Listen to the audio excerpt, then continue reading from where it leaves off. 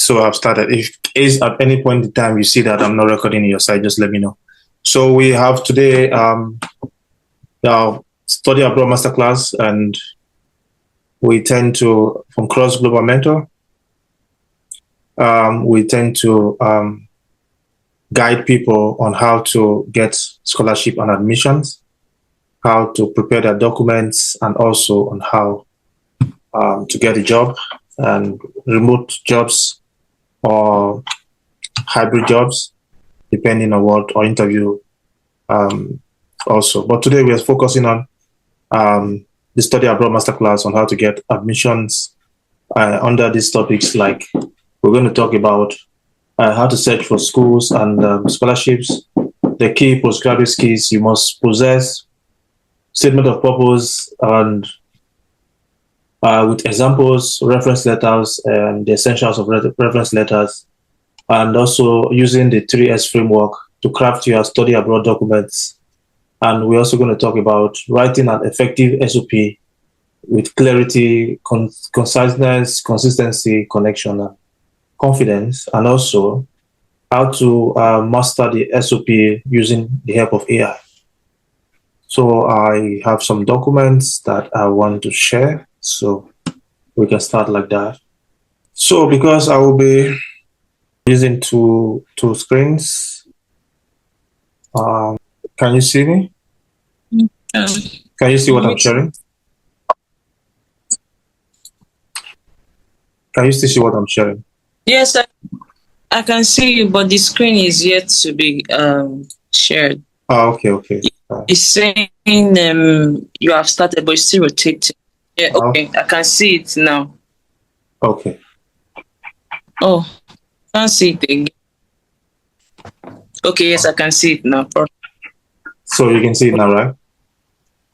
Yes, I can. I don't know if I'm talking to myself or talking to you. Yes, it is. I can even zoom it from my own end, so I can see it clearly. Okay. Study abroad master. Yes, I can hear you.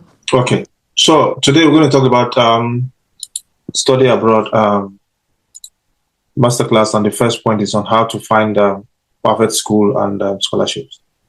So it's just a step guide on how to find your perfect school. So it is important to know like what school, what country you want to study in, and also what course you want to go into study. So countries by countries differs, and if you want to study in English-speaking countries, it is also not difficult for you because you're coming from Nigeria background and you can speak English, so it will not be difficult for you to integrate and get a job after you finish studying. But if you're studying in going to study in non-English speaking countries, so you need to make sure you know what you want to study, in the sense that what you're going to study should be something that after you finish your studies, you can easily get a job with it.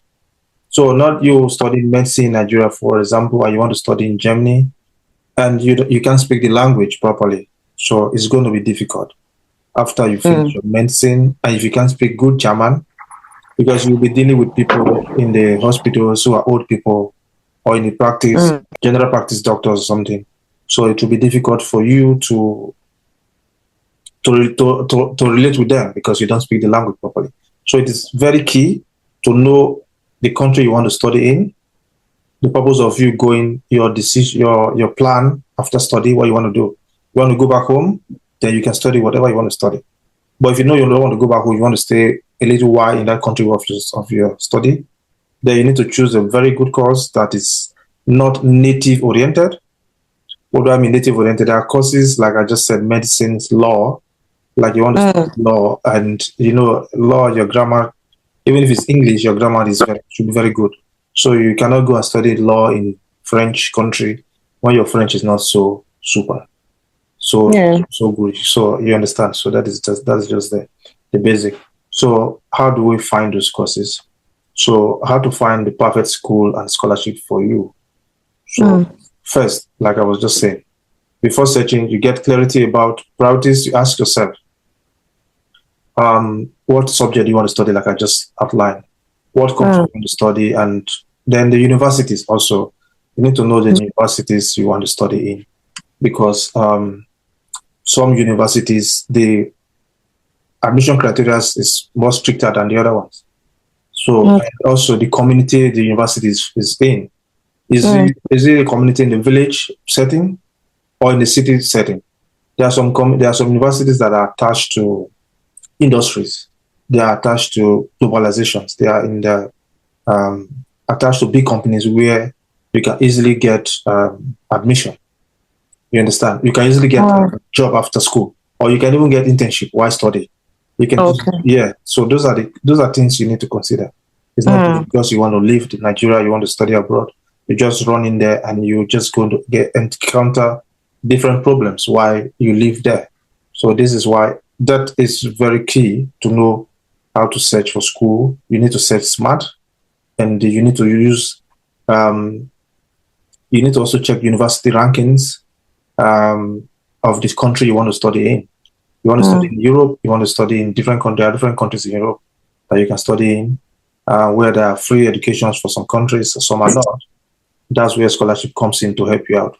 Then you want to study in America. These are the things. Then you need to go to university website directly and find out the course of study you intend to study. So you can go to World University Rankings. You can see the website there. You can go to Times Higher Education to just check universities in the different countries you want to study in. Yeah. So you can go like in Germany. I live in Germany, so you can go to their DAAD website or study portal, so to find tips and schools you want to study, your courses. From there, it will narrow you down to the university website. Then you can search on the university directly. Like if you want to study in, say, let me say, in America, you want to study in America now, you can just type in Google university for maybe you want to study mass communication. So you can say Masters in Mass Communication in United States of America. So you can easily type that one. Maybe I should, which can just do an example. Let me stop sharing this one and share something else. Okay. You want to study, you study mass communication, right? Yes, studying mass communication. Are you what do you intend to study in masters? Jake, are you there? Yes, I'm here. Okay, you're far from your phone. So, like, Jay, what do you want to study, please? I studied political science, so actually looking for more insight into what to go into for masters. I didn't get that. I think I quite get that. You can put in the chat. Can you hear me? Yeah, you can put in the chat what you want to study, so we can see both. I'll just search for both of you. Okay. Just put in the chat so I copy what you want to study in masters, so you can check. Okay. Just put in the chat. Let's see. And the country you want to study in. So like Jay, like yes, what you want to study? Political science. Glory. Huh? Is it mass comm you want to study? No, I'm trying to send it soon. Okay, Jay. Yeah, you want to study? You study political science, and Yes, I did study political science. And you're looking for masters in German University. And what course you want to study?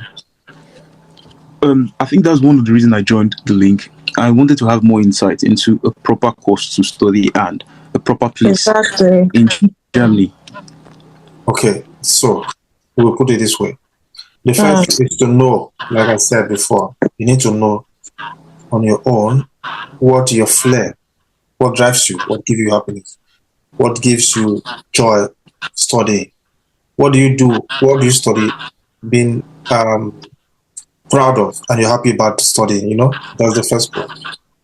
Then secondly, like I've earlier said, the country you want to go into will determine what you want to study. Like Jay, you study political science. So I will not advise you to come to Germany or non-English speaking country to study political science because you are limited. This is a course for home students. So you need to be very good in Germany if you want to study political science in Germany. So you would think of something else that you would study if your intention is to stay in Germany. But if your intention is to study political science and go back home, then it's a very good course. You can do it in master's level. But if you tend to stay in Germany and you want to study political science, I would not advise you to do that, because you'll be competing with people who are native speakers, and it's difficult to get a job. Even while you can even speak the language, it's difficult for you to get a job. But when competing with native speakers, so your chances are very slim. So that's why I advise people to go to something that international, something in the IT, in the engineering sector, even in business management sector, that are international, that has been a long trade, that you can get job easily with it. Okay. As we go on, we'll talk about that. So I just put political science, like mass communication in the USA, for example. So there are different things you need to know. So you can see in the USA, if you want to know the schools, you can always go with the website I have, edu.edu. So those are places where you can really get, they are really for schools, academic. They are university website or school for academic websites. So you can see, like this one, you can go on that one. You can see directly Arizona State University. They're offering introduction to communications. So you can see media and communications programs, edu, scholarship available. You can see like that. But we're just talking about looking for schools first. So in the US, you can just always look for schools with .edu. So those are universities. Then, having known that, you can go into it and say, okay, Arizona State University. You just go to click it, and let's see which other ones has that, something like that. We can also use political science, for example. Business informatics for Glory is good. So let's try political science. I was even doing this, MSc, okay. MSc. So master's degree in Boston. You can see you have more. I was doing BSc, sorry. So master's degree in Boston, master's in the US. You can see is .edu. You can do that one. You can come after this place. Just come anything after that place. It's good. .com. Just forget this .com. Good. .edu. University of South Carolina. They have it. So University of Louisiana at Lafayette. They have it. Masters in mass communication. So you can go inside. You can check. So you've seen what they want. What's this? 1 year master's degree in Boston. Download our master's brochure to find more. So you want to find more, you need to download their master's brochure and stuff. So I won't have those time to go into those things, but you just see how to find a school. Important thing is to know what you want, how to put it there, and country you want. Mass communication, let's try political science.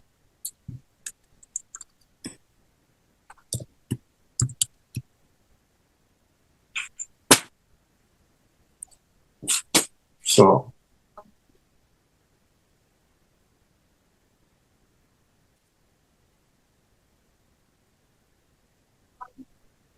that's the USA, in the USA.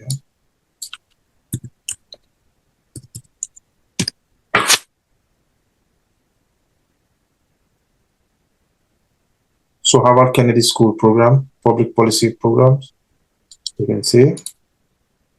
Then you can see political science in the United States. This is .com, so I usually don't go to .com because I know the USA is .edu, Canada is .ca, Germany is .de. Those are the places. You just need to know those tricks.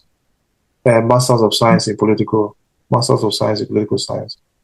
MIT Department of Political Science is a good school. Texas State University is .edu. So this is how you go there, and then you look for what you are looking for. So you can see their website.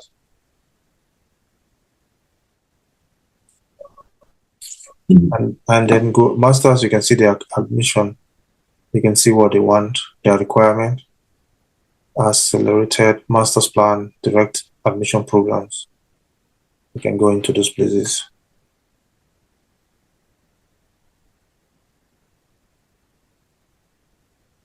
So if you have questions, please, while we are doing it. So then if you have questions, you can throw your questions. Okay, I have a question. Okay, go ahead, please. You made a statement about knowing a proper course to study in a given country. So my question is this: using political science as an example, Yeah, you said going to a country that speaks a different language is going to be hard to compete with the indigenous there yeah, that speak their language already in a particular course. So based on your experience with people there, what kind of course should someone study that is possible to get job outside what they study in university? Okay, I would say globally, anything that is IT related, you don't need too much of the language. Okay. You don't need too much of the language. Anything that's IT related, you don't need too much of the language. Something that is business management oriented, you don't need too much of the language. Something that is IT related and something that is AI related, you don't need too much of language. Business management, business administrations, you don't need too much of the language. Okay. Yeah, something engineering also, you don't need too much of the language. Mechanical engineering, you could just be working locally, yeah, but more of those international, they are more international. But something like law, Okay. medicine, political science, you can just see how it just tells you that something fundamental for every country. They have their politics is different. The medicines, they have their system is different. The law, they have their system. Their system is different. But IT is a universal language. Yes. AI is a universal language. Engineering is a universal language. The Mercedes in Germany can communicate with Mercedes in Nigeria like that. We can communicate. But the law that in Germany is not a law in Nigeria. You can see. Yes. So those are criteria to just look at. Then you need to go and ask internet, check in the internet, and say, Gloria's left. So you need to go to internet and ask the internet, check in the internet, courses in engineering, courses in IT, courses in IT management or communications management. So they will bring out those stuff, those things. So from there you can narrow and see which one matches your study of bachelor courses. You know. Yeah. So then getting the scholarship is also another thing. How to get scholarship. Sorry, can you hear me? Yes, can hear you, please. Yes. So in other words, if I were to go for either masters in business administration or a masters in an AI or tech related course, there's a good probability or good chance that I could see a job after the course and stay over. Yeah, of course. Okay, thank you. For political sciences, you might be lucky, you might not be lucky. You don't want to know your chances. Yeah, yes. Looking for scholarships, you just need to.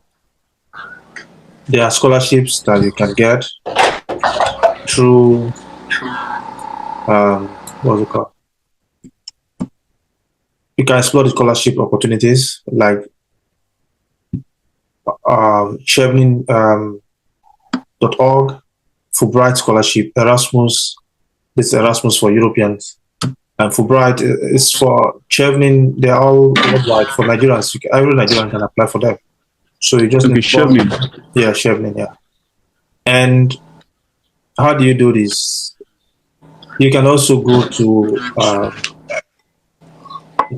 Twitter and just search for scholarships, assistantship, and you can see people who you just put in Twitter scholarship, assistantship, and then you just follow these people. So we're talking about scholarships, and now to find scholarships is one thing, but it doesn't mean if you have a CA scholarship today that you're going to get admission the scholarship tomorrow. It takes a while. So what you're doing now is something you do for about 9 months plan, so 1 year plan, So finding a scholarship is also another thing, and you just go to those programs like Chevening, Fulbright, Erasmus, and you can go also type in Google scholarship or assistantship, or go to those universities where you see those most master's programs. They come with scholarship. The master's programs that come with scholarships, another thing I need to emphasize here. Not all master's programs can give you scholarship. But master's programs that are research-based, it's important to also do a master that is research-based. So those ones, they give scholarship because their professors departments have been giving money for research, so they need students to work with them. So if you go to university website, and choose a course that you want to study, so you need to align your course with the professor's your research proposal to the professor's proposal, because you already have money on one organization to sponsor research, but he cannot do it alone. So he needs students who are research-driven, research-oriented, who are willing to work with him. So then you just let him know, okay, I like to study, or I want to study. You just after the documentation, then you say, is this scholarship for students if I want to do it? Most master's programs that are research-based are sponsored, or PhD that are research-based are sponsored. That's why. But on your own, you can also apply for independent scholarships not related to the school. That's why you can use Chevening or for Fulbright or Erasmus or DAAD for Germany, something like this. Then you can also search in Google, just put scholarships, use the word scholarships, internship or assistantship. You will see a lot of them will come out. You can also go to Twitter, now known as S, and search for scholarships, and you see people who are posting scholarship every day, and just follow those people and retweet their posts, and you will be seeing updates of scholarship every now and then. And also you can also put internship, assistantship, or something like that. You'll get those things, I think. Yeah. So it is important, after you know your school, you need to have you need to track your progress. You need to just make a tracker for yourself. Like put the university name, the programs, and maybe I'll share it. Excuse me. Can you say it? Yeah. Okay. So if you are done setting your schools, just make it the next step, getting scholarship. You know how to get a scholarship, you just have to put a tracker on for yourself. So you just make it like a table. Put the university name, your programs that you want to study, the application deadlines, the scholarship info. So you just make a list for yourself. So the application deadline is very key to know when the application is out, and when it starts and when it ends, and what the requirements are, the documents you need. So then you need to create for yourself your own school and scholarship trackers like that. I advise people to just make a list and make like 5 to 10 schools for yourself, and see their requirements, see if you are eligible for that, if it's something you want, and just check the background of the school, where the school is. Does it match your plan in the future? Does it match your lifestyle, what you want to do after school? How is the university ranked? Can you afford their accommodation, or is there scholarship? Those are the things you just put down. Then you now narrow it down to maybe 2 or 3, but never you apply for only one and think you get it. The more you apply, the more chances you get. Mm-hmm. So that clears the first point. So at this junction, do you have another question before I move to what the next point is key postgraduate skills you must possess. There are some certain skills you need to possess as a postgraduate student. So do anyone of you have questions? Then I'll move forward if not. You can see that, right? Yes, I can. Okay. So there's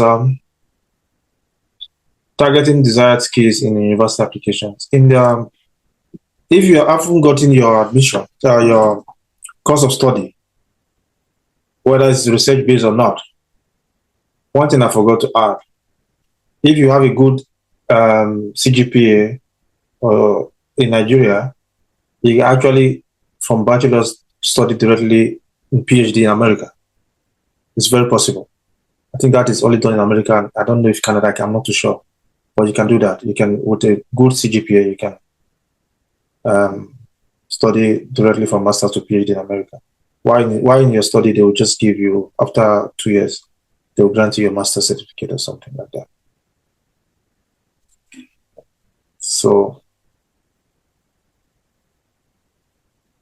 why the skills, the desired skills is important, because these skills are what the professor or the department are looking for in the student. So these things should be embedded in your document, your SOP, your motivation letters, like that. So some of these skills are like how do you get them? You need to find them in the university portal. They are in this hidden inside the academic, inside the admission requirements. Sometimes you can look for the program overview, the course descriptions, and then the admission criteria. They're all hidden there, but sometimes they are not just visible. So you need to be, you need to find them properly. You need to read completely the admission requirements and make sure while you are writing your SOP, you indicate these skills inside that you have them. These are soft skills that they are looking for. So if you can indicate those things in your cover letter, in your SOP, they will you might be very good, but you don't meet the criteria they want. That's why it's important to always read the website of the university, the department you want to study in, and their requirements in every of your course of study. So you need to look for phrases like examples. Student will gain critical thinking and analytical abilities. What are they looking for in that student? What is the skills there? It's critical thinking and analytical skills. So this course encourages leadership and innovation. So they just need leadership, innovation. In your SOP, you need to write that you have leadership ability and you are very innovative, something like that. So you need to just check the graduate attributes competence list. Some are hidden, some are not. Like I just said, you need to really read completely the university website, the admission requirements, and narrow it down. Don't just glance through. Read thoroughly, make your notes, and make sure your SOP encompasses or has the required skills that they are looking for in the student that they can work with. Because these skills, when you say you possess them, then it shows the professor, okay, I can work with this guy, I can work with this lady. But if you don't have them, you can't even write them in your SOP. How can he know that I can work with you? So you just say, I can't work with this kind of person. It doesn't have what I'm looking for. So that's what they're looking for, you know. So then, common examples of skills you need to possess on your own, if you can't find them in the university website, you can just say, like, critical thinking, that there are good skills, communication skills, interpersonal leadership skills. You have technical and practical skills. You have personal qualities. You can just make one or two inside your SOPs, and these are skills that no university department will not like somebody. If you are research based, somebody that has critical thinking and research analytical skills is good when you are doing research based. So if it's business administration or something, you can say, I have communication skills, I have verbal skills, you know. Then you have leadership skills because you're in business management. you need to be a leader. You need to lead people in business. So something like that. That is for the point 2. On my list, I put a statement of purpose with example as the 3rd point, but I would like to treat it later so that we understand it better, because there are other things that you need to build your statement of purpose that comes up before statement of purpose itself. So I'm just going to jump statement of purpose. The reference letter is essential. I will go to point 5, using the 3S frame to craft your study abroad documents, because statement of purpose is a document. Your reference letter is a document. So let's see how we can craft them before we come back to SOP and reference letters. So I will go to 5 on my list. 5. I believe you can see now. Can you see the screen? Yes, sir. Okay, if you respond to me, it shows that I'm not talking to myself. So I know that you people are there, because I'm not seeing the picture where we're talking. So I'm just like talking. I'm not seeing it. So I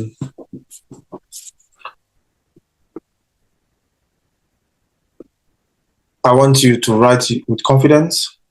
They win with clarity and powered by the right once, read twice, repeat strategy. What do I mean? So your SOP, your documents, after writing, you need to read over and over again, because universities are very key they are very sensitive to grammatical errors. Those professors, if you're writing your thesis, it will cost you a lot of marks. They don't want to see grammatical errors in your SOP, in your document, whatever you're writing. So first, you need to understand what to write. You need to think of your SOP like you're writing a story or a reference letter that would just that is grammatical error free, and that is not how will I put it? That it will not just be thrown away, that the professor want to just put it on his desk and read over and over again. So this has to do with a lot of work that you're going to put in. You're going to take your time to ask yourself a lot of questions. What does each paragraph in your SOP say about you? And you need to also make sure that does your SOP show how you match the courses, the values and their goals, like I was saying before. Have you read what the course actually wants in a candidate? Like those skills, what they're looking for. So these are the things you need to ask yourself. So when we finish, because of time, I would want you people to go to target universities and the website and pick 4 or 5 different skills that the university has. On your own, you can, on your different departments, just look for them. You will see that some of them are similar because you are doing similar courses. So if you are doing mass communications or political science, you should look for something business administration. So you can see to political science might be a little bit skills might be a little bit similar, or mass communication skills might be a little bit similar. Like let me check what you wrote before. Yeah, like a master's in information system and business informatics. You can say the skills will be similar. Like for political science, you didn't write anything there, but I believe if you want something else, like we said, you would get something similar in the skills. But go at home on your own time. First task will be go and get the university website. Look for courses that you want to study that is not indigenous based, and know the country you want to go into, the country you like, and go and search on their website. Go to university's university website, and you can also put universities in that country. You can just put in Google university offering mass communication or political science in Netherlands. You'll see the list of them will come out. So that is how you search them. So then the part 2 of this guide is the 3S framework. Statement, your story, and the submission. What does this mean? It means that every paragraph that you're going to write will have these 3 as framework inside. You have every paragraph you are writing in your SOP. We have your statement, we have your story, and we have your submission. So, for example, you want to write the skills, we'll say, okay, communication skills. So your statement will be, I believe strong communication is the backbone of impactful leadership. That's your statement. It's just a statement. Then, on that statement, you build on that statement that you have just said. Strong communication is the backbone of impactful leadership. So, how do you do story? You have to explain with something you've done before, whether that genuinely you've done it. So I don't want to say something else, but you look for something to say to buttress your story. So you say, at my university, I led a campaign to improve student feedback system, presenting findings to faculty and implementing solutions. You can see this is a story of something you did. It's about you. Then submission. What did your experience give you? It's a submission. So this experience solidified my belief in transparent communication and how to foster collaboration. Do you guys understand that?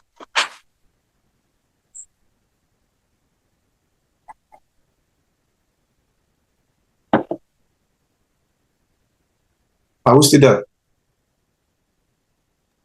Yes, I'm here. Okay. So there's another one, teamwork, but I won't go through all of them. So what is teamwork? You need to say your statement. I believe collaboration amplifies individual strength. So how do you make your story? You have said, I believe collaboration amplifies individual strength. Your story will be, during my internship, I co-led a cross-functional team to develop a new onboarding system. It's something you did. It's your story, not story of another person. Then you have to make a submission of what your role has brought you, or how it has changed your life, or what you have learned from it. So this experience taught me that team synergy is key to project success. So they can go on and on, but I'm looking at the time, we have a lot to still cover. So we now will talk about part 3. I shared part 3 into 2.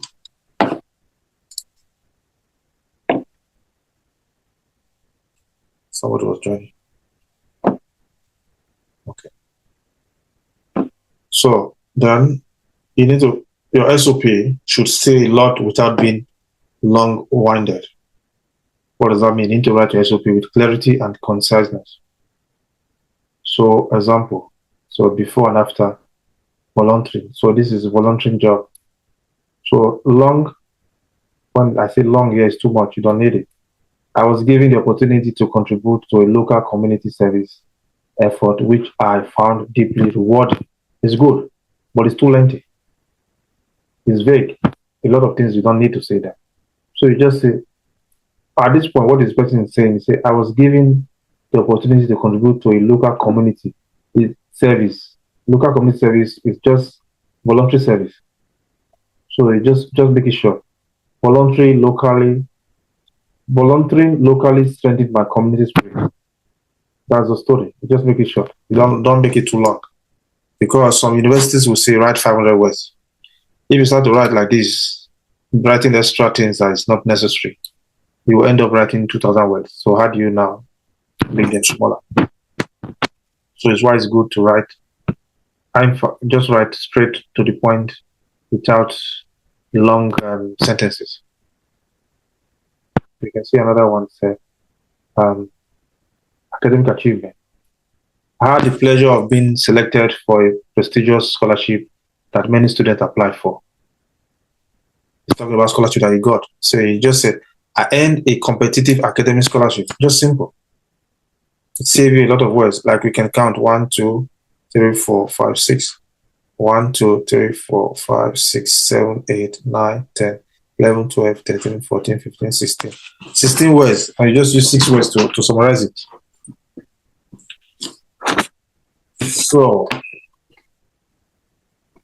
we talk about part B of the part 3B, consistency, connection, and confidence. So, you need to keep your tone steady. You need to link your story to the university and your achievement. I said that before. So, what is the professor looking for? Or what is the department looking for in their description of our mission requirements? So, whatever you're writing in your story, whatever you're writing in your SOP, need to be consistent and need to be connected to the university, to the professor or the department requirement, what they are looking for. You need to try to narrow your story down to them. Make sure you are collaborating or connecting to them. That is the only way they will say, okay, this person really read our requirement and it's really a match for the position. And example of that is consistency. Let's say you did a programming skills or you have a programming skills. You can say, this one is too lengthy, it's not a good one. I'm kind of good at programming and I think it might help. What is that? What do professor want to say? This is childish, you know? So you can say my programming skills, honed through hackathons and research, make a strong candidate for your data science program. You can see that they want a strong candidate for the data science program. But because you are not demonstrating that you have a programming skills that you have done over the time, and you are really good at it, and it's really a match for their data science program. You can see that. So you can go on and on again. We are talking about confidence, internship. So I think the bad one, I think I did okay in my internship. It does not say anything. What did you do? You know, say my internship sharpened my analytical and strategic planning skills. You see how you use your internship that you did to put your skills inside. And maybe that university or that department is looking for somebody that has analytical and strategic planning skills.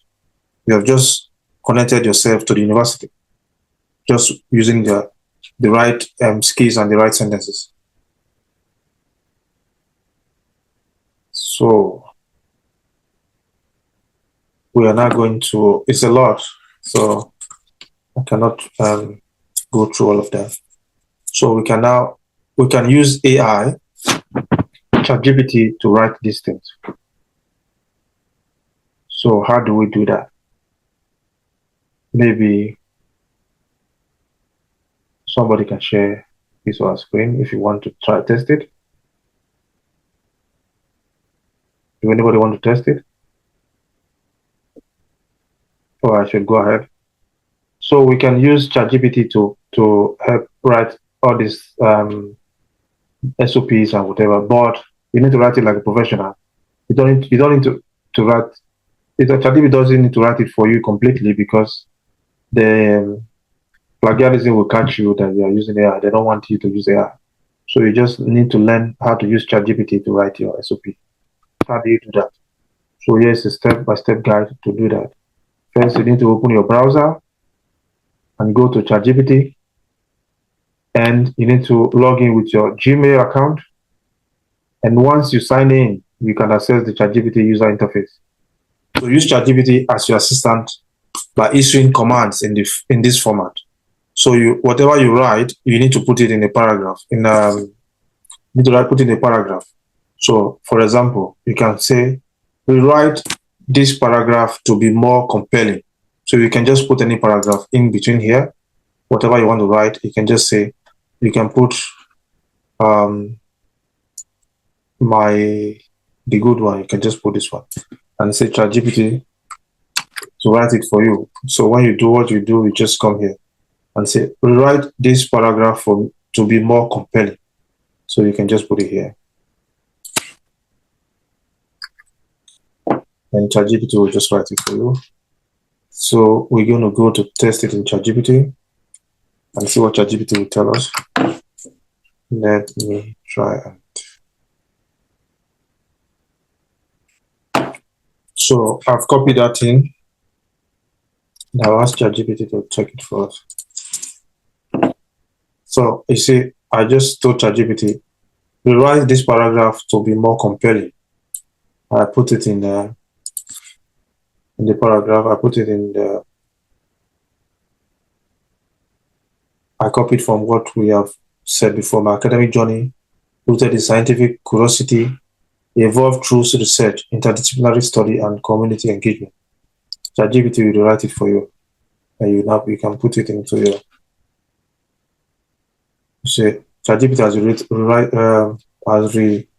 reproduced it for us. Driven by scientific curiosity, my academic journey has flourished through rigorous research. So it's the same thing, but it just turned it for us and make it more professional. So this is how you use ChatGPT to do your SOP, whatever. Not completely from the beginning. You just cut paragraph to paragraph, sentence to sentences. Let ChatGPT just do it for you without you asking him to write completely your SOP for you. That one is AI generated. But if you do it bit by bit, you beat the algorithm that is ChatGPT that is doing it for you. Okay, I think we've done that one. So you can also use the words like make this story. If you have a story in your SOP, make this like we have done the 3S framework. You can say make your story more personal to you. You can say let the submission. You can say summarize the experience clearly. You can use this prompt word while drafting your SOPs. So very soon I will launch a 21-day workshop on how to get admission on your SOPs, where we can do practical examples, and I will also be monitoring your work, and I'll correct them for you and see your progress. But it's going to come around October. I'll finish this one. 5, 6, and 7. 5, 6, and 7 is finished now. Do you have any question?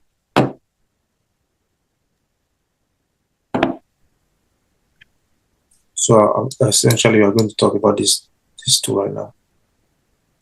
So if you have questions, you can stop me at any given point in time, and I will gladly answer your question.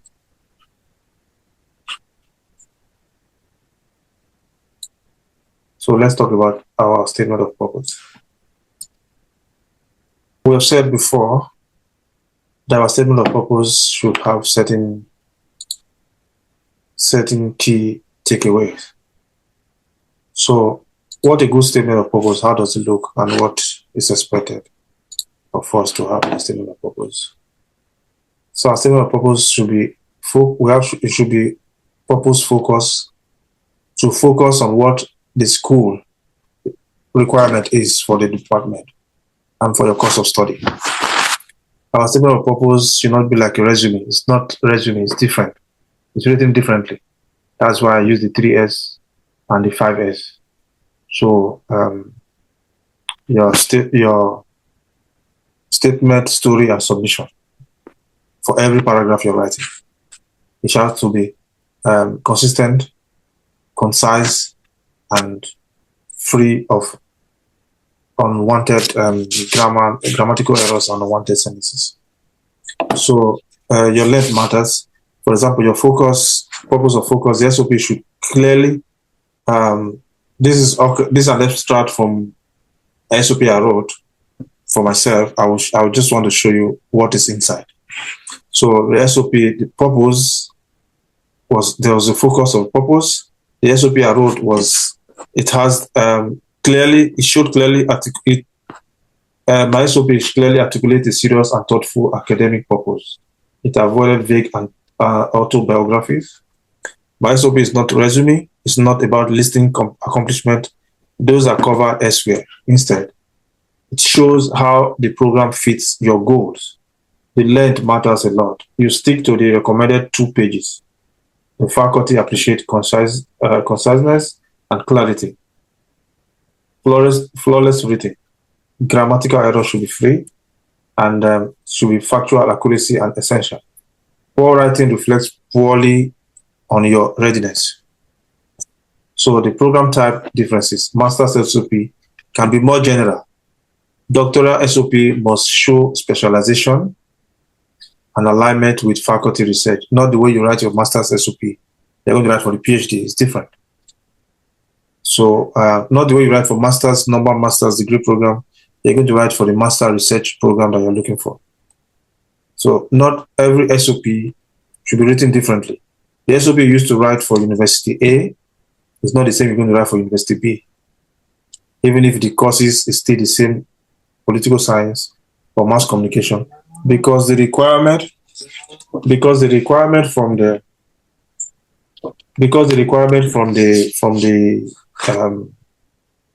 departments are different from university to universities. It's not the same. What the Professor A wants in University of California is not the same thing the professor in University of Erlangen in Germany is looking for. The SOP cannot be the same. So, example of an SOP. So, your SOP should have the introduction. This is key, what your SOP should have. Introduction, your passion story, relevant background, long-term goals. What are your long-term plans? What do you intend to do after the study? What is the study going to benefit you? And what are your plans? In conclusion. So in the introduction, this is a statement of purpose sample just for quality engineer. So for example, in the introduction part, this person wrote, when I had my first ISO compliant inspection report in hand. ISO is the International Standard of Organization for Quality Management, because a quality engineer. I felt a rush of excitement. It wasn't just a document. It was proof that precision, process, and perseverance could create products that people trust. That's when I knew quality engineering was more than a profession for me. It was a calling. So you introduce yourself, the passion that you have, what your profession as what you have gained along the line, who you are, but you don't just say I'm XYZ, no, but you introduce yourself academically through what you have achieved, and you come to the passion.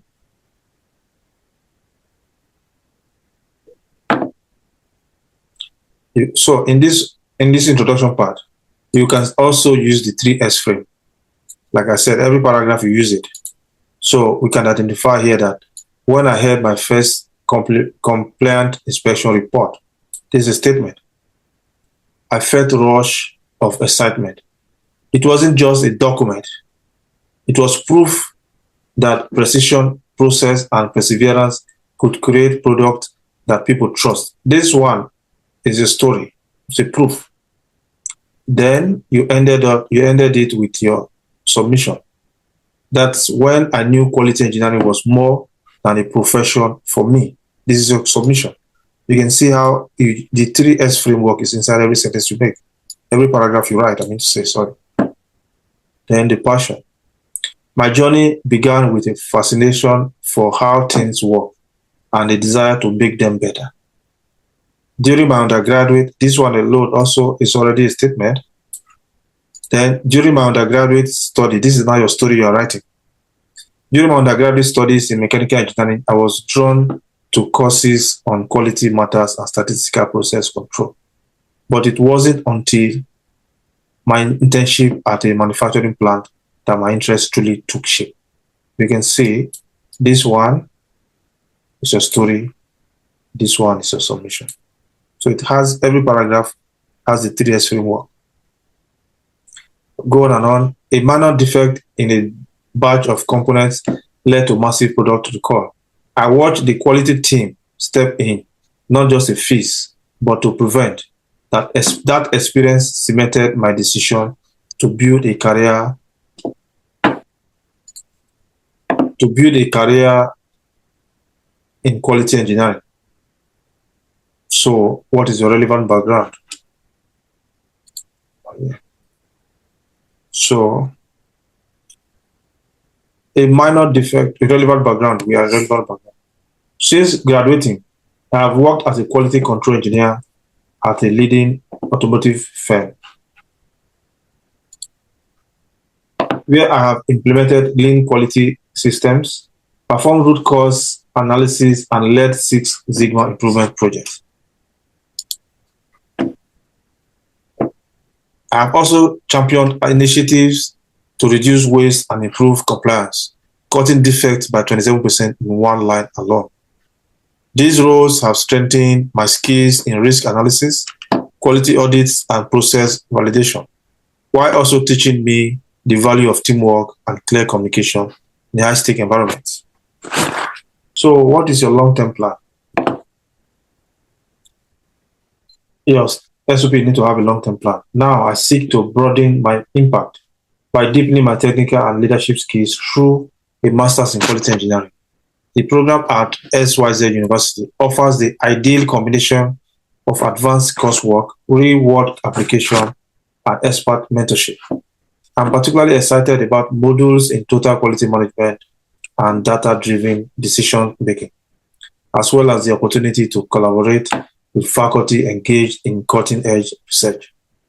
Post-graduation, I aim to lead global quality assurance programs in the manufacturing or medtech sector, driving innovation and safety through robust quality systems. What is conclusion?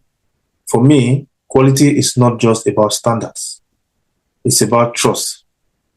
It's about ensuring that every product that leaves a factory floor makes life better, safer, and more efficient for the person who receives it. This is the legacy I hope to build, and a master's degree in quality engineering is my next step towards that goal. So this is how a good quality SOP should look like. If you have a question, you can stop me anytime. Hello, I have a question. Yes, please go ahead, ma'am. Yes, well, while writing this SOP, that statement of purpose, are we to heading the whole thing like this, like introduction,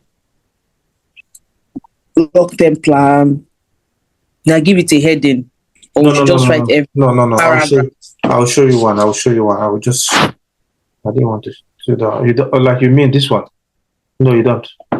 This one is just for this course purpose. Okay. So you Okay. have to. You have It's to. just more like to explain what the Exactly. SOP Yeah, contains. exactly. Yeah. Okay. So, but this is what the professor or the department, admission committee is looking for. So this is how you write it. It's just.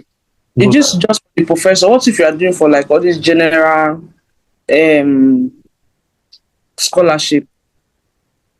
Can we still write it like this? Yes, you have to see what the requirement, it's the same way you have to write it. That's your personal statement. So you Yeah. can do this Again, the same method here.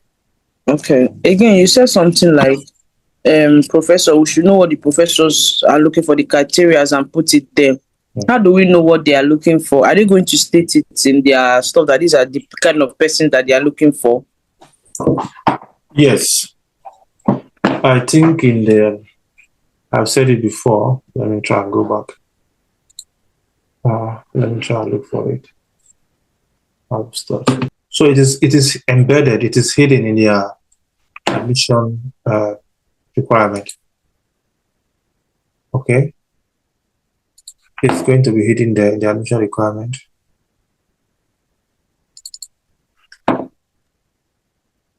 Because I don't know how to make a research about what they actually need. So I don't know. We can do a test run. Okay. Eh? Let me open the website. We can do a test run.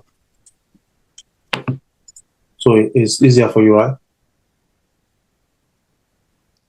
We'll just check. We'll check now. Let's check. So I share my screen. You can see the screen, right?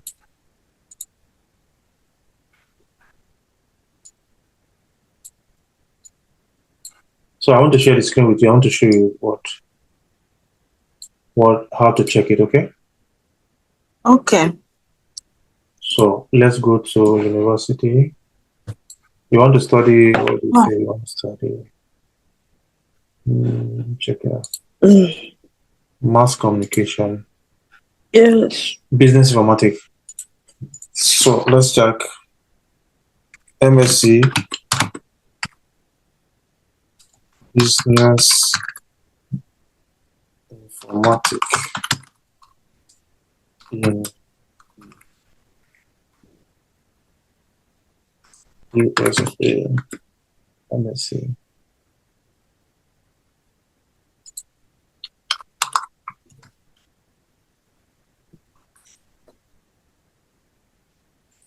So these people have it. Let's check this one. Eastern Edu.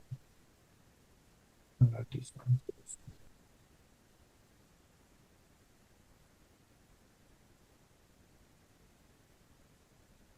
This is Jenny. Okay. Which country would you like to study? Me? Yeah. I would like to study in Germany or Luxembourg. Okay. Now there is Europe. Okay. Europe.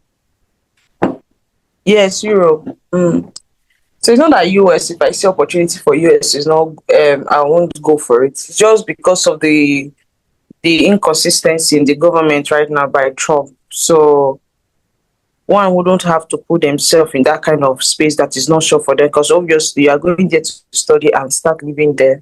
I mean, I don't want to lie to myself. I'm not coming back. So because of his own everyday new rules and regulation. But I still see that people are still going, regardless of what the man is saying. I can still give it a try. I don't mind. Yeah. Technically, let's check this one. University Maham.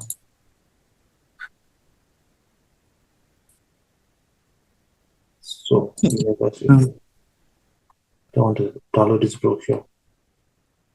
So, select global program.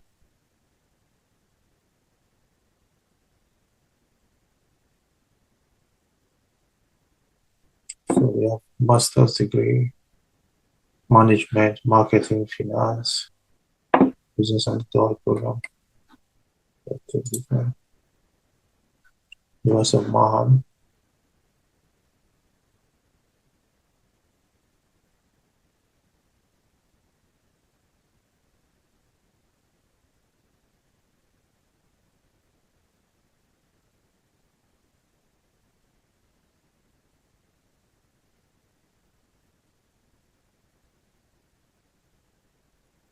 Programs.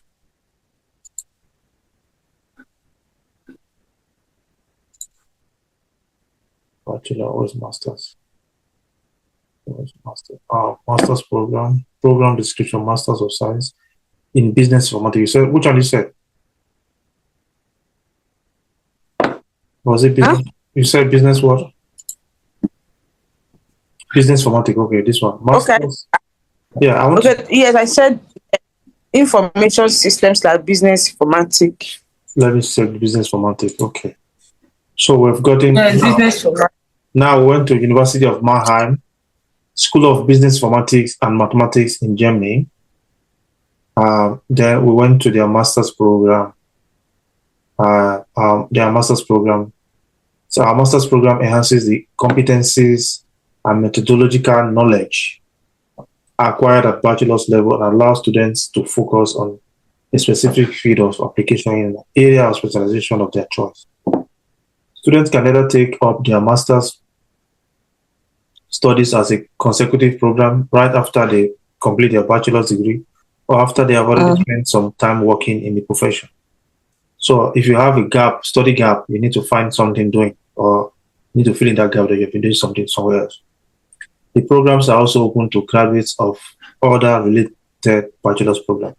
After completing their master's degree, students can either start their professional career or apply to pursue a doctorate in a doctoral program or with one of their choice. So we have gone to program description, Masters of Science in Business Administration, Informatics. So I opened it. Now let's see what they want. Program facts and information. You can see parallel my slide. Can you see my slide also in parallel side? So I said step-by-step guide. Visit the program page. We have visited the program page. Go to the official university website and navigate to your specific course, which we have done.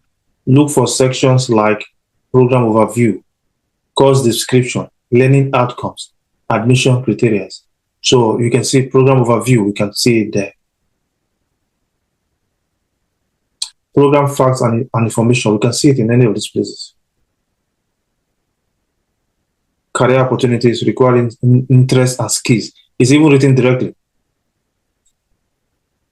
Can you see required interest and skills? When you do like this, so they say students of business information should be enthusiastic about IT and among other things like programming.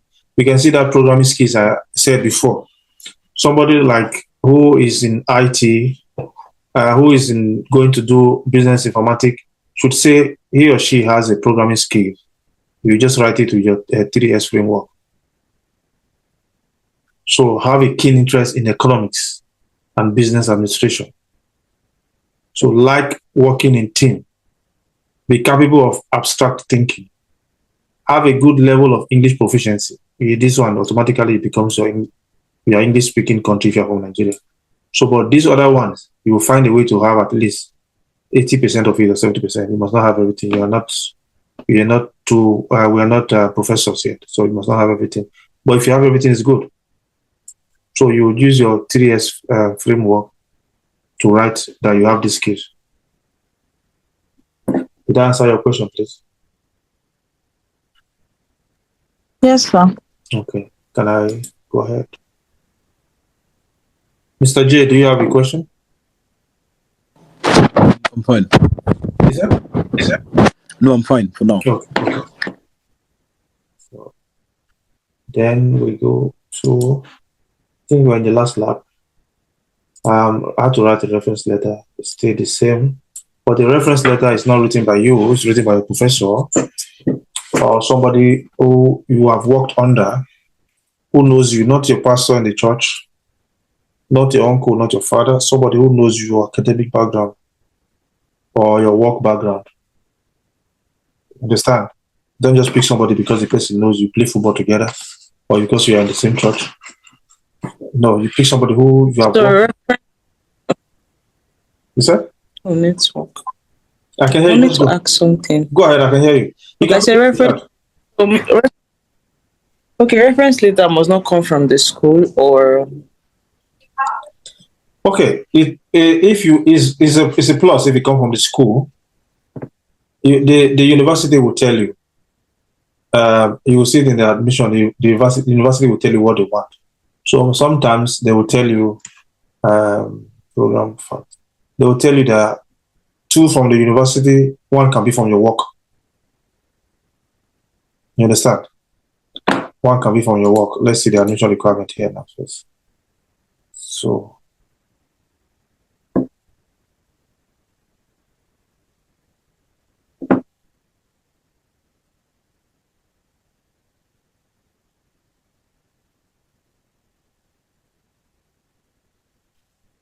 I didn't see where this one put master's program. The final grade or first year.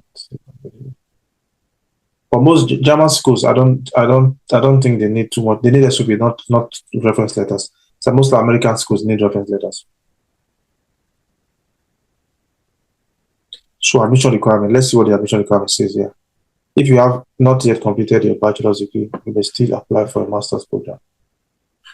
Completing of bachelor's program, you need to have corresponding at least 180 ECTS credits. The program was still recognized equivalent includes this. The business administration automatic. Okay. Proof of English proficiency may be submitted by 15th of August or January. So they did not say you should bring a reference letter. Some German universities they don't require that.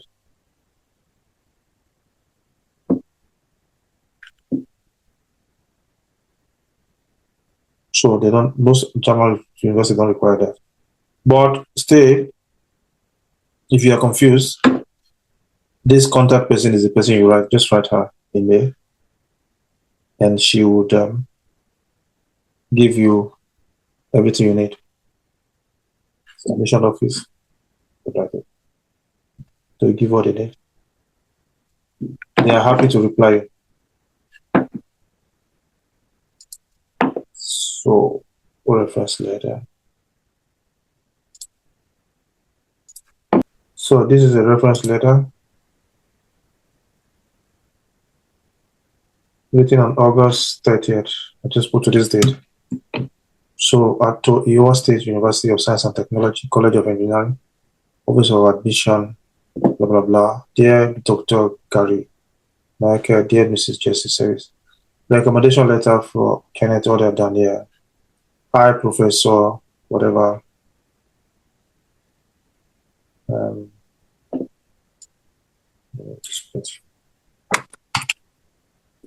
Hi, Professor SXX, and had the privilege of teaching Mr. Kenneth Odia during his undergraduate and graduate study at FOM University of Applied Science in Nuremberg. Has applied for your PhD program in industrial engineering, and I'm pleased to serve as his referee. I've known him for over 7 years, having supervised his academic work in the various courses, including practice, transfer project, technical mechanics, and materials technology. His academic journey was particularly challenged as he studied in Germany, a foreign language for him, yet performed consistently well. Mr. Kenneth's academic strengths are evident in his outstanding practice. Mr. Kenneth's academic strengths are evident in his outstanding practice transfer project, where he achieved a grade of 1.4 for optimizing paper disposal process in the logistics sector in Nuremberg, Germany. In his bachelor thesis seminar, he earned an impressive grade of 1.7. His research project on implementing lean management processes for medium-sized companies demonstrated both practical application and theoretical depth, earning him a respectable grade of 1.8 overall. Mr. Kenneth's resilient commitment to research and ability to excel in both theoretical and practical tasks make him an ideal candidate for graduate studies. Mr. Kenneth Odia has consistently demonstrated exceptional analytical and research skills with a strong ability to bridge theoretical concept and practical applications. This was exemplified in his practice transfer project at the Hoffman Group, where he applied his expertise in process optimization to identify significant improvement in their paper disposal process through detailed financial analysis, including return on investment and capital value methods. He compared two advanced technologies, belt turner and the screw compressor, despite the higher initial cost. He recommended belt turner for its greater revenue potential based on the comprehensive cost-benefit analysis. His project prepared for presentation to Hostman Group leadership highlights both his technical acumen and his ability to collaborate effectively with stakeholders to deliver meaningful data-driven results. His expertise in process improvement, paired with a solid research foundation and strong presentation skills, makes him an ideal candidate for a PhD in industrial engineering. His proven ability to address complex problems, combined with his analytical rigor, positions him to excel in graduate school and contribute significantly to the field. That is just one, but I just make two different ones. I will not read everything. So then concluded. Then that is just one there. So concluded. This is the professor. So the reference letter will be written by you using your knowledge of the 5S framework and 3S framework and 5S framework, the conciseness, consistency, story, your story, your submission. So you just write it like that. The way you write your SOP, you draft your cover letter. You have to also look for your reference letter, what they want. You don't, the schools, you will be the one to disturb your professor or send it to your professor. Say, hey, just be polite to him or your lecturer or whatever who knows you, that I'm applying for a master's degree in XYZ school. They are requesting for a reference letter. Would you please be kind enough to reference me? If he or she say yes, okay. Then you go to him also and say politely and say, hey, this school is looking for, they have a way of writing it. This is a draft of how they want it. Can you please go through it and make your comments and then send to them? Simple. So you don't just say, I write it for you. It will be as if they don't know what they're doing, you're writing it for them. So you just be polite to them and say, this is the format they say they want, of which you have already written it on your own, and you know what you want to be inside, so that he can now add to it with his own knowledge of what he knows about you. He will now add to it, and then he will finish. He will send it, submit it. Then you have to track it for, you track your application and follow up.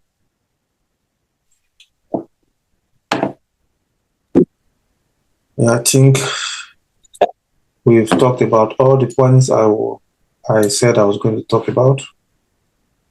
So we've come to, if we have anything more to say, questions, please, let's use this little time we have more to ask questions, and if we have anything. Is there a university that is open currently, like right now in Germany, or the one that you feel can actually suit the kind of requirements you'll be teaching us about, since like right now that is open? Okay, universities in Germany. University, we have 2 admission season. Admission just started now. School just started. We're in September. September is next tomorrow. Okay, so the next academic year for private universities starts in September. Public universities start in October. So obviously, for this, if you want to meet this admission that is going to start in October, you're already late. Admission ends middle of July. So what I'm doing now for master's degrees to prepare you to start in 1st of March or 15th of March. So admission will commence around October and end around January, or might even start around September and end around January. So you just watch my video. I put it there in YouTube. I put the different admission seasons there. You can watch that video. It will tell you different admission seasons. But, right now, the admission that if you want to go to Germany, if you have your money, is in February. Is in March you can start.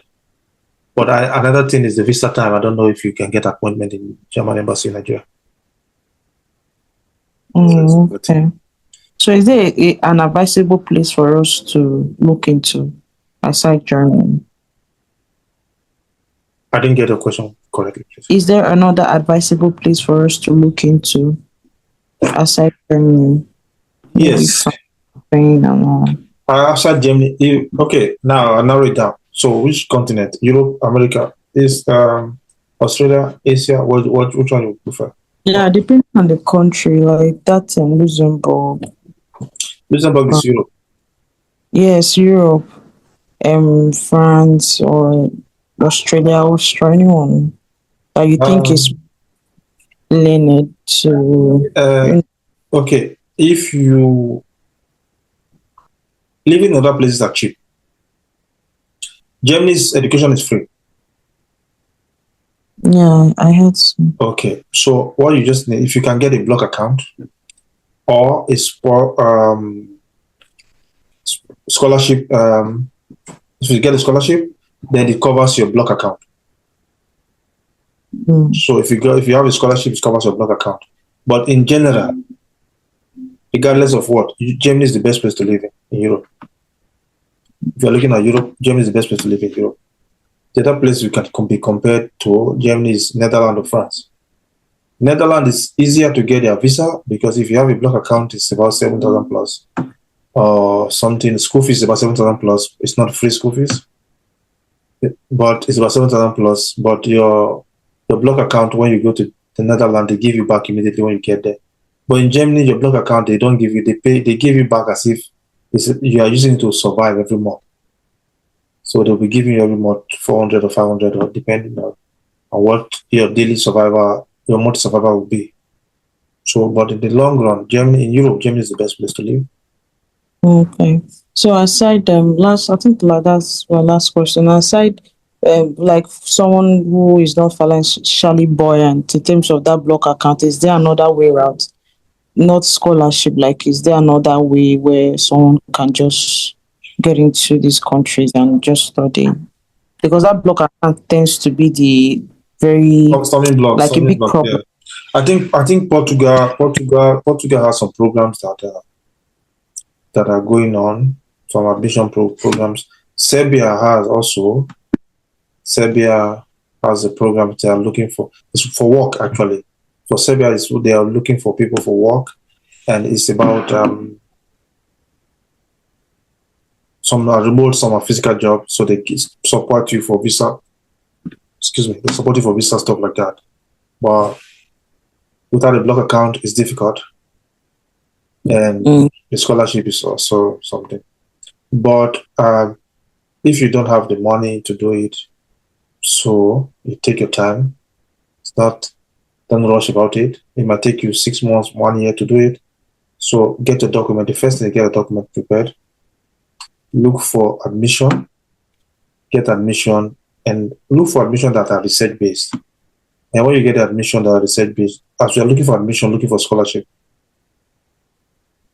Okay. Go on Twitter, as I said, look for scholarship on Twitter, look for scholarship on Twitter, and just put internship scholarship. You will see pop-up will come every time for scholarships. So you'll be seeing those scholarships. As you are applying for the school, just make them parallel, apply together. Look at what they want, what are the requirements of the scholarship and the school, and apply for them according to what they want, just according to us, as I've taught you guys.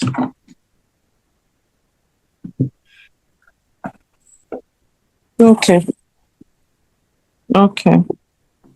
Yeah. Thank Mr. J, thank you, man. Mr. J, do you have a question? Thank you. I think she covered even part of the question under the ask, so I'm fine. Okay. Hello, sir. Yes.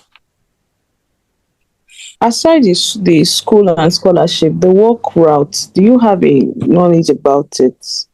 Like how to navigate get a job if the school is a bit difficult for? Like maybe I mentor both parallel, side by side. Okay. The German, there's something they call chance carte. So you still have to. German is difficult. You still have to have a block account. So, but outside block account, both school or work is the same thing in Germany. So you can come to Germany and look for a job and stay 1 year even if you don't have a job. You just say you want to come and look for a job, but you need to have a block account to survive for that 1 year. That's Germany for you.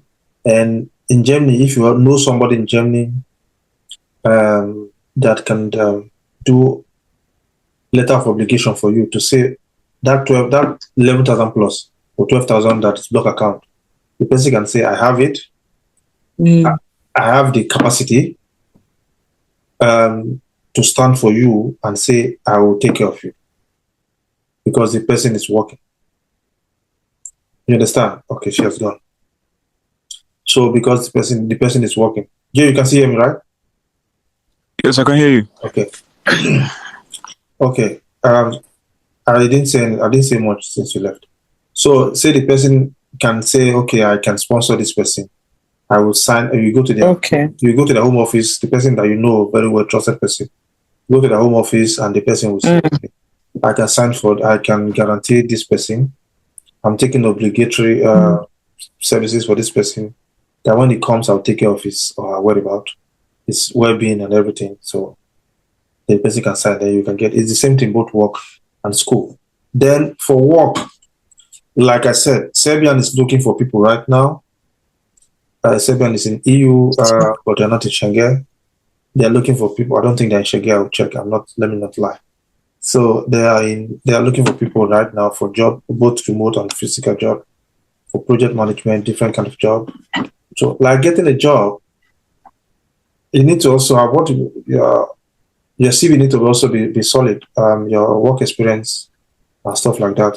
They don't sometimes see our qualification, our work experience to match their level. So, but your CV needs to be solid. It needs to have, you need to have worked and know what you're doing. You need to be very good for you to take a job that is professionally for a German. How do you want to prove to them that you coming from Africa, you're better than the German who was born here? So you need to be better than them. Even we that schooled here, for you to compete with them, we need to do better than them. For we to have the same job that we are going to be paid the same amount, we need to do better than them to get what they are getting, what they don't even stress to get.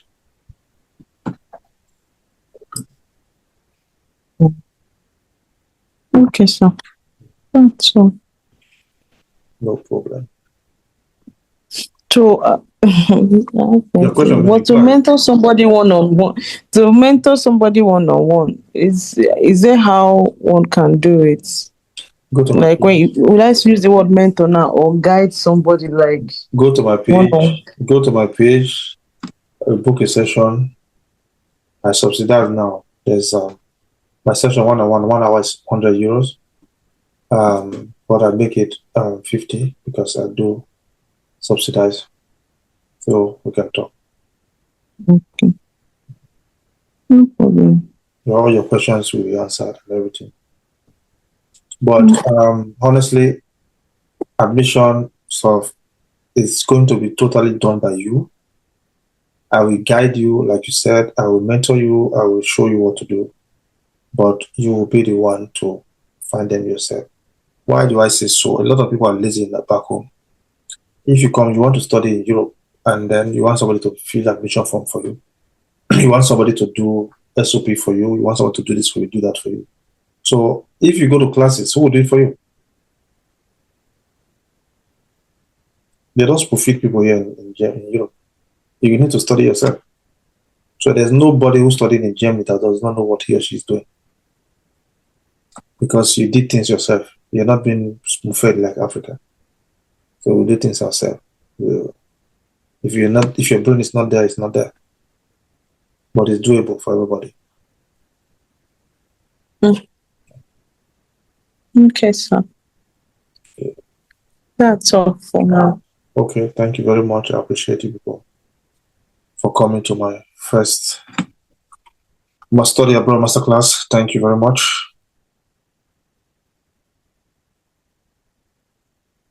Okay. All right, sir. Thank you very much. Okay. Thank you, sir. Okay, you're done. Okay, thank you. I appreciate you guys.